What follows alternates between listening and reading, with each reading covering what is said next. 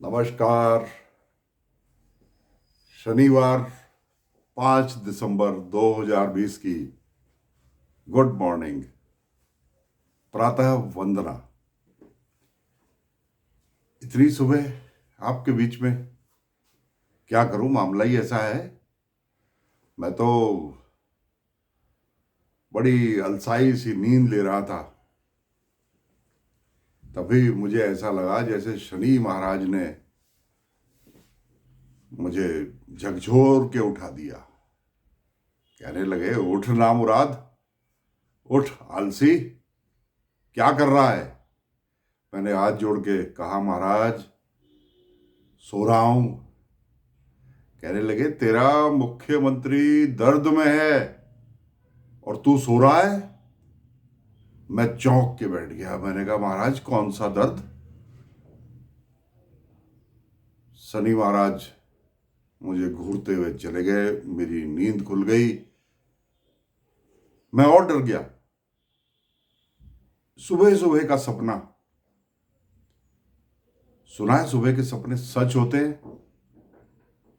बस फिर तो मुझसे रहा नहीं गया। अब मैं आपके बीच में हूं। दाएं बाएं सोशल मीडिया, न्यूज, यहां से खबरें पलटी तो मालूम हुआ हमारे मुख्यमंत्री त्रिवेंद्र सिंह रावत जी दर्द से करा रहे हैं। बड़ा बुरा होता है दर्द। मैंने समझा वही जिसका एक हमारे सुपरस्टार ने एक फिल्म में जिक्र किया था कि बाहर से जिगर का दर्द कहीं मालूम होता है, बाहर से जिगर का दर्द नहीं मालूम होता है। यहां भी कुछ ऐसा ही मामला है। और ये जिगर का दर्द अगर कमर में आ जाए मैं उनका उपवास नहीं उड़ा रहा, इसलिए कह रहा हूं कि मैंने ये दर्द 1 महीने झेला है। 1995 में जब मेरा हिमालय दर्पण शुरू हुआ था तो मैं 1 महीने बेड रेस्ट पर रहा था। डॉक्टरों ने इसको स्लिप डिस्क बताया था और मैं दर्द जो महसूस मैंने किया, उस वक्त जो दर्द झेला, वाकई बड़ा कष्टकारी होता है। अब मुझे नहीं मालूम मुख्यमंत्री जी को दर्द कौन सा है, मगर एक पॉपुलर रीजनल टीवी पर एक नीचे टिकर की लाइन चल रही है, उसमें तो यही आ रहा है कि मुख्यमंत्री के कमर में दर्द है, उनको स्लिप डिस्क है, उनको कंप्लीट आराम के लिए, बेड रेस्ट के लिए कहा गया है और वो घर पर अपने बेड रेस्ट पर हैं। आप घर पर हैं या अस्पताल पर, इतनी जानकारी इतनी सुबह तो मुझे मिल नहीं पाई। और तभी याद आया कि अरे वो तो जेपी नड्डा साहब आए हुए होंगे, राष्ट्रीय अध्यक्ष आए हुए हैं ना। आगे हेडलाइन बढ़ाई तो पता लगा कि आज तो जेपी नड्डा साहब ने विधायकों से मिलना है, जिला अध्यक्षों से मिलना है। अब ये तो बड़ा गंभीर मामला हो गया। मुख्यमंत्री कमर के दर्द से पीड़ा में है तो उनके बगैर ही अब राष्ट्रीय अध्यक्ष भारतीय जनता पार्टी के मिलेंगे क्या? विधायकों से, सांसदों से भी मिलेंगे। हाँ, जाहिर है जब मिलेंगे तो ये भी पूछेंगे कि मुख्यमंत्री का काम कैसा है, उससे आप संतुष्ट हैं या नहीं। अब विधायकों का दर्द तो आप जानते ही हो। इनका भले ही कमर में दर्द हो, इतना तो मैं निश्चित तौर पर जानता हूं कि विधायकों के तो जिगर में दर्द है। आहा, 3 मलाईदार पद खाली है। कितना कितना रसीला वो जो विभाग है ना, एक से एक विभाग खाली पड़े हैं और मुख्यमंत्री बस बांटने ही वाले हैं। वो तो बांट देते, क्या करें। बीच में कभी श्राद्ध आ जाते हैं, कभी तारा डूब जाता है, है ना, वो भी तो मजबूर है बेचारे, तब तो बांट ही देते।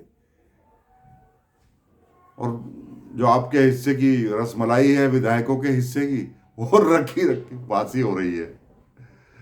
बड़ा बड़ा कष्टकारी है आपके लिए। तो आपके जो जिगर का दर्द, इधर का दर्द, उधर का दर्द, ये तो सारे ही है हमारे विधायकों को। तो आज कहीं वो दर्द मुख्यमंत्री जी इस नामुराद कमर के दर्द की वजह से राष्ट्रीय अध्यक्ष के सामने ना आ जाए, इस बात का मुझे डर लग रहा है।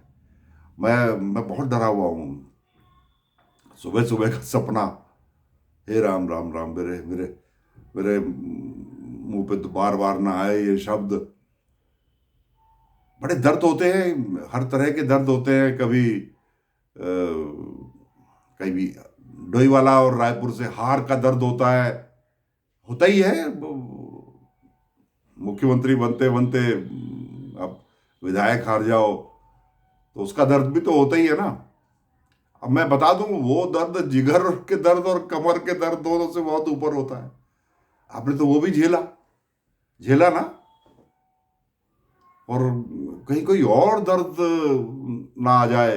अच्छा, मैं बड़ी असमंजस में हूं। मुझे लगता है कि मैं आपको शुभकामनाएं दे दूं कि हे ईश्वर, मैं अपने इष्ट देव से प्रार्थना करूं कि हे ईश्वर, मेरे त्रिवेंद्र रावत जी का दर्द हर ले, उनकी कमर का दर्द हर ले, उनकी जिगर का दर्द हर ले। मगर फिर लगता है कि अगर दर्द न रहा तो नड्डा जी के साथ उन विधायकों का आमना सामना भी करना पड़ेगा। अब मैं ये भी नहीं कह सकता कि दर्द ना हटे। ये भी तो असभ्यता है कि मैं कह दूं कि ना, जब तक नड्डा जी उत्तराखंड में हैं तब तक दर्द ज्यों का त्यों रहे। तो बड़ी बड़ी असमंजस में हूं। क्या क्या बोलते हैं आप, क्या बोलते हैं? ये दर्द कोई नस खिंच गई, या कहीं कुछ विधायकों ने कोई कमजोर नस दबा दी? अब ये तरह तरह की नस होती हैं, सबकी होती है, कमजोर नस भी होती है। जरा सी दबाओ, दबती कहीं और है, दर्द कहीं और होता है। भगवान करे ये दर्द राजनीतिक ही हो, नड्डा जी वापस चले जाए। अब इतना तो बेदर्द कोई विधायक नहीं होगा कि दर्द में करा रहे मुख्यमंत्री को हटाने की मांग कर देगा। मुझे नहीं लगता। त्रिवेंद्र जी, इस मामले में तो आपने बड़ा मास्टर स्ट्रोक खेला है ये। अब बढ़िया, क्या आपने गजब का, कहां से ढूंढ के आप इस दर्द को लाए हो। कोई नहीं, कोई बोल नहीं पाएगा, और बोल भी देगा तो उसे नड्डा जी चुप करा देंगे। कहेंगे भैया अच्छा ऐसा ना करो, इतने निर्दयी मत बनो, इतने उतावले मत वाले मत बनो। है मंत्री पद तो आखिरी के 3 महीने भी मिल गया तो भी भूतपूर्व मंत्री कहलाओगे। अच्छा, भूतपूर्व तो होना ही होता है ना, सबको होना होता है। त्रिवेंद्र भी होंगे, आपको भी अगर वो ताज मिल गया, शपथ मिल गई, हाय क्या शेरवानी आपकी, है ना, वो शेरवानी, वो बंद गले का कोट, वो नई नई सिल्क की सदरी, पता नहीं कितने लोगों ने संभाल के रखी हुई है, कितनों ने। 5-5 बार के विधायक है वो बेचारे। दर्द तो होगा, क्यों नहीं होगा, कितने सपने संजोए थे।